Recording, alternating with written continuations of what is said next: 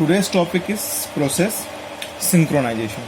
तो process synchronization के पहले हम दो चीज़ पढ़ते हैं। जो प्रोसेसेस हैं वो दो डिफरेंट कैटेगरीज में डिवाइडेड है। एक होती है आपकी इंडिपेंडेंट प्रोसेस एंड नेक्स्ट है cooperative process. Independent process, execution of one process does not affect the execution of other process. Independent process ऐसी हैं जिनके एग्जीक्यूशन से किसी दूसरी प्रोसेस को कोई इफेक्ट नहीं पड़ता, तो ऐसी प्रोसेसेस को हम लोग बोलते हैं independent process. Next are cooperative process, execution of one process affect the execution of other process.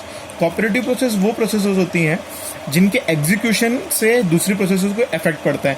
और यह हम कह सकते हैं कोऑपरेटिव प्रोसेस ऐसी प्रोसेस होती हैं जो किसी एक वेरिएबल को शेयर करती है, मेमोरी लोकेशन या फिर रिसोर्सेज को, सेम रिसोर्सेज को शेयर करके एग्जीक्यूशन करती है, उनको बोलते हैं कोऑपरेटिव प्रोसेस। और जैसे हम आगे बढ़ेंगे और समझ आएगा। तो अब देखते हैं प्रोसेस सिंक्रोनाइजेशन। तो प्रोसेस सिंक्रोनाइजेशन क्या होता है? Process synchronization means sharing system resources by process in such a way that concurrent access to shared data is handled, thereby minimizing the chance of inconsistent data। देखिए, अभी हम लोग जो system use करते हैं, बेसिकली हमारा जो सिस्टम है वो मल्टी प्रोग्रामिंग एनवायरनमेंट है। तो उसके अंदर क्या होता है, एक साथ बहुत सारी प्रोसेस जो रहती हैं, प्रोसेस जो होती हैं वो प्रोसेस करती रहती हैं। ठीक है, तो जैसे ही मान लीजिए कोई प्रोसेस एक्स है और एक कोई प्रोसेस वाई है, तो जैसे ही इसको सीपीयू अलॉट होता है, ये हॉल्ट स्टेट पे जाती है, हमारा जो प्रोसेस वाई है उसको सीपीयू अलॉट हो जाता है।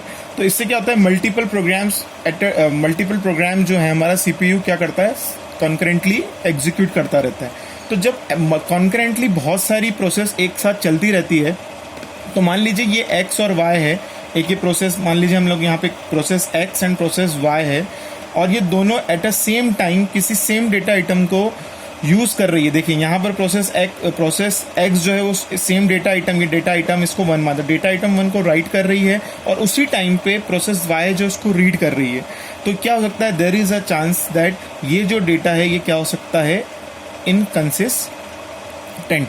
तो प्रोसेस सिंक्रोनाइजेशन का मेन एम ये है कि जब भी कोई concurrent access, same shared data जो है, ये शेयर्ड डेटा आइटम पे कंकरेंट एक्सेस हो, तो हमें इस डेटा आइटम को इस तरीके से हैंडल करना है कि ये जो डेटा आइटम है इनकंसिस्टेंट स्टेट में ना जाए। एक एग्जांपल देखेंगे कि इनकंसिस्टेंट स्टेट में डेटा कैसे जाता है।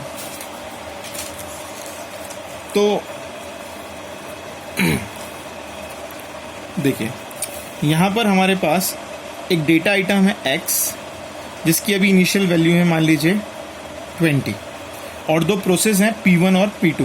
प्रोसेस P1 और P2 दोनों का सेम प्रोग्राम है, वो क्या कर रही है, डेटा को रीड, इस डेटा आइटम को रीड कर रही है, उसकी वैल्यू इंक्रीमेंट कर रही है 1 से, और उसको राइट कर रही है। इनका सही एग्जीक्यूशन क्या होना था, पहले P1 को एग्जीक्यूट होना था, देन P2 को एग्जीक्यूट होना था। तो अगर मान लीजिए पहले P1 एग्जीक्यूट होता तो P1 क्या करता, रीड एक्स 20, इसको 1 से इंक्रीमेंट करता और क्या कर देता 21, और वापस P2 आता तो P2 क्या करता, अगेन इसको रीड करता, तो x की वैल्यू क्या हो जाती, 20 की जगह 21 रीड करता, अगेन उसको राइट करता 22। तो जब एग्जीक्यूशन P1 देन P2 होता तो फाइनल वैल्यू जो इस शेयर डेटा की हमें क्या मिलनी चाहिए थी, 20 मिलनी चाहिए थी। तो हम इसको ऐसे लिखते हैं, P1 देन अगर P2 चलता तो फाइनल वैल्यू क्या मिलती हमें, 22। पर जो सिस्टम है हमारा वो कैसे चल रहा है, कंकरेंट एक्सेस चल रहा है। ठीक है, तो देखते हैं अभी क्या हुआ। प्रोसेस P1 ने सबसे पहले इस डेटा आइटम x को रीड करा और प्रोग्राम स्टार्ट करा।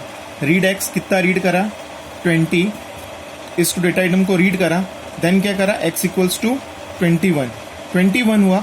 अब आपको पता है हम लोग शेड्यूलिंग होती है, तो सपोज मान लीजिए हमारा जो CPU था वो राउंड रॉबिन या कोई सी भी दूसरी एल्गोरिथम को यूज कर रहा था, और उसी वक्त क्या होता है, कंटेक्स्ट स्विच हो जाता है और कंट्रोल चला जाता है प्रोसेस P2 के बाद। मीन्स क्या हुआ, P1 ने डेटा आइटम को अभी क्या करा, एक्सेस करा, और उसकी वैल्यू क्या करी थी, उसको इंक्रीमेंट किया था, बट अभी फाइनली उसने उसको मेमोरी लोकेशन को अपडेट नहीं किया था, और उसके पहले क्या हुआ, कंटेक्स्ट स्विच हुआ और प्रोसेस का कंट्रोल किसके पास चला गया, P2 के पास। P2 ने क्या करा, अब P2 क्या वैल्यू पड़ेगा, अब बिकॉज P1 ने तो अभी डेटा को राइट नहीं करा था, तो P1 क्या करेगा, इस डेटा आइटम की फिर वैल्यू इसको रीड क्या करेगा, 20 रीड करेगा। 20 रीड के बाद फिर क्या करेगा, उसको 1 से इंक्रीमेंट करेगा और क्या करेगा, राइट कर देगा। तो वैल्यू कितनी हो जाएगी हमारी, 20 की नई वैल्यू हो जाएगी 21। P1 चल रहा था, कंटेक्स्ट स्विच हुआ P2 पे, P2 कंप्लीट हुआ, नेक्स्ट वापस कंटेक्स्ट स्विच का हुआ P1 पे। तो कंटेक्स्ट स्विच हुआ था, तो कंटेक्स्ट स्विच हम क्या करते हैं, कंटेक्स्ट स्विच के अंदर लास्ट जो इंस्ट्रक्शन है उसको सेव कर रखते हैं कि कहाँ तक चल चुका था। तो हमारा जो P1 की जो प्रोग्राम प्रोसेस था वो यहाँ तक चल चुका था, उसने बफर में वैल्यू ले ली थी और उसको 1 से इंक्रीमेंट कर दिया था। अब वो क्या करेगा, नेक्स्ट इंस्ट्रक्शन क्या है, it will do the right x. तो वो क्या करेगा, अब इस पुरानी वैल्यू को क्या करेगा, राइट कर देगा। तो अगेन राइट करके वैल्यू क्या देगा, 21, बिकॉज 21 और जो वैल्यू अभी भी क्या है 21 ही है। तो देखिए जब हमने देखा था P1 देन P2 चल रहा था तो हो क्या रहा था 22, बिकॉज x की इनिशियल वैल्यू 20 थी और दो प्रोसेस थी, दोनों उसको 1 से इंक्रीमेंट करना चाहती थी। तो फाइनल वैल्यू क्या मिलना चाहिए थी हमें 22।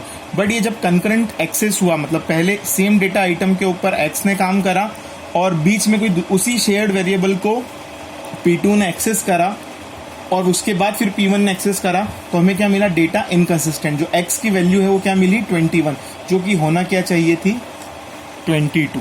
तो क्या हुआ, इस कंकरेंट एक्सेस से क्या हुआ, हमारी प्रोसेस सिंक्रोनाइज नहीं हो पाई और हमें डेटा क्या मिला 21। अब मान लीजिए अभी तो हमने पहले एक एग्जीक्यूशन देखा P1 देन P2 वैल्यू आई थी 22, फिर एग्जीक्यूशन देखा P1 then P2 then P1 value आई 21। अब इसको एक नेक्स्ट ऑर्डर में देखते हैं, पहले P2 चलाते हैं, फिर P2 कंटेक्स्ट स्विच हो गया P1 पे और नेक्स्ट P2 पे।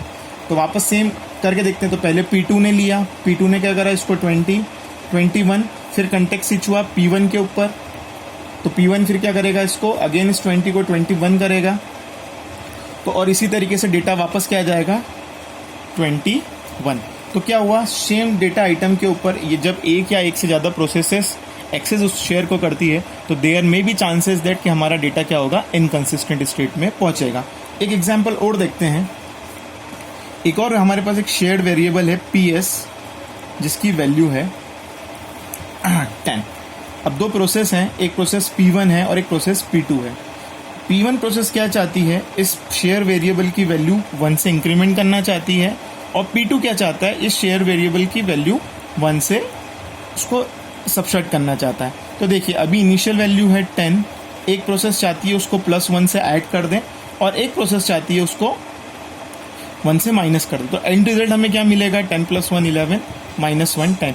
मीन्स दोनों प्रोसेस एग्जीक्यूट होने के बाद हमारा आंसर क्या आना चाहिए, 10 आना चाहिए। अगर पहले P2 भी एग्जीक्यूट होगा तो P2 1 माइनस करेगा तो 10 - 1 9, अगेन P1 उसको ऐड कर देगा 10। तो अल्टीमेटली जब P1 और P2 दोनों का एग्जीक्यूशन इस शेयर्ड वेरिएबल पे खत्म हो जाएगा तो लास्ट में वैल्यू क्या आना चाहिए हमारे पास 10। तो अब देखते हैं कि इस शेयर्ड वेरिएबल के ऊपर जब ये कंकरेंट एक्सेस होता है तो क्या प्रॉब्लम आती है। ओके, सबसे पहले P1 चला, P1 ने रीड करा value, read PS equal to PS + 1। P1 क्या करना चाह रहा है, उसकी वैल्यू को क्या करना चाह रहा है 11। पर जैसे ही 11 करता, राइट करता, हमारा जो CPU है वो स्विच हुआ और उसका ने कंट्रोल किसको दे दिया, समझ लीजिए राउंड रॉबिन था और इस प्रोसेस P1 का जो टाइम स्लाइस था वो कंप्लीट हुआ। तो हमें पता है राउंड रॉबिन के अंदर दूसरी प्रोसेस को चांस मिलता है। अगेन P2 के पास गया, P2 ने क्या करा, रीड करा, तो अभी वैल्यू क्या है 10, PS इक्वल टू PS - 1। तो यहाँ पर ये वैल्यू क्या कर देगा, ये 9। बट ये राइट करता, उसके बाद जैसे ही क्या हुआ, कंटेक्स्ट स्विच हुआ। कंटेक्स्ट स्विच होके वापस कहाँ है प्रोसेसर P1 पे, P1 में यहाँ तक कर चुका था, अब वो क्या करेगा, राइट करेगा। तो क्या वैल्यू राइट करेगा, PS ने क्या करा था, P1 ने प्रोसेस ने क्या करा था, जो शेयर्ड वेरिएबल था उसकी वैल्यू को 1 से इंक्रीज कर दिया था, तो उसको राइट कर देगा। तो राइट करके ये वैल्यू क्या कर देगा 11, राइट करके वैल्यू क्या कर दिया 11। उसके बाद ये प्रोसेस खत्म हुई, कंटेक्स्ट फिर स्विच हुआ किधर, P2 पे। P2 ने क्या करा था, PS की वैल्यू 10 पड़ी थी, -1 करा और उसके बाद फिर कंटेक्स्ट स्विच को राइट करना था। तो 10 - 1 9 और ये कंटेक्स्ट स्विच करके इसकी वैल्यू क्या कर देगा 9।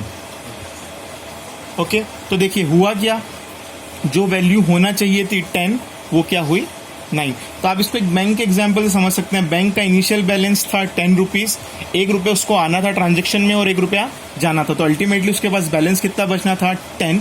बट प्रोसेस जो है एक ही अकाउंट पे एग्जीक्यूट हो रही थी और वो ठीक से एग्जीक्यूट नहीं हो पाई, तो अल्टीमेटली बैंक के पास बैलेंस कितना बचा 9, जो क्या है इनकंसिस्टेंट है। ठीक है, तो इससे जब कंकरेंट एक्सेस हुआ इस डेटा के ऊपर तो डेटा क्या हो गया इनकंसिस्टेंट। और इसी कंडीशन को हम लोग बोलते हैं रेस कंडीशन। रेस कंडीशन का मतलब क्या होता है? When more than one process are executing the same code or accessing the same memory or any shared variable, in that condition there is possibility that the output or the value of shared variable is wrong, so far that all the process doing race to say that my output is correct. This condition is known as race condition. obvious सी बात है। Answer finally हमें ऊपर वाले case में क्या आना था? Answer हमारा फाइनल वैल्यू क्या आना चाहिए थी? हमें 22 आना चाहिए थी, बट हुआ क्या? आंसर 21 आया। वैसे ही इस वाले केस के अंदर क्या हुआ था? हमें जो शेयर्ड वेरिएबल PS था उसकी वैल्यू आना चाहिए थी हमारे पास 10, बट वैल्यू क्या आई? 9। ओके, तो इस तरीके से क्या हुआ? अगर मान लीजिए यहाँ पे P2 पहले चलता और आखिरी में P1 चलता तो ये वैल्यू क्या हो जाती? 11। तो ये दोनों रेस कर रहा है। अगर P1 पहले चलता, P1 आखिरी में एग्जीक्यूट होता तो वो वैल्यू देता 11, P2 आखिरी तक एग्जीक्यूट होता तो वो वैल्यू देता 9। तो P2 बोल रहा है मेरा आउटपुट 9 है, P1 बोल रहा है मेरा आउटपुट 11 है। तो इस कंडीशन को हम लोग क्या बोलते हैं? That is called race condition. और इस रेस कंडीशन के अंदर दोनों ही जो प्रोसेस है उनका आउटपुट जो है वो रॉन्ग है और डेटा को वो इनकंसिस्टेंट स्टेट में ले जाता है। तो ये समझ आता है हमें कि जब एक से ज़्यादा प्रोसेस किसी शेयर्ड वेरिएबल पे काम करती है और उनका सही समय पे उनको प्रॉपर यूज़ नहीं होता तो क्या होता है? उससे डेटा इनकंसिस्टेंट स्टेट में जा सकता है और जिससे रेस कंडीशन होती है। Thank you.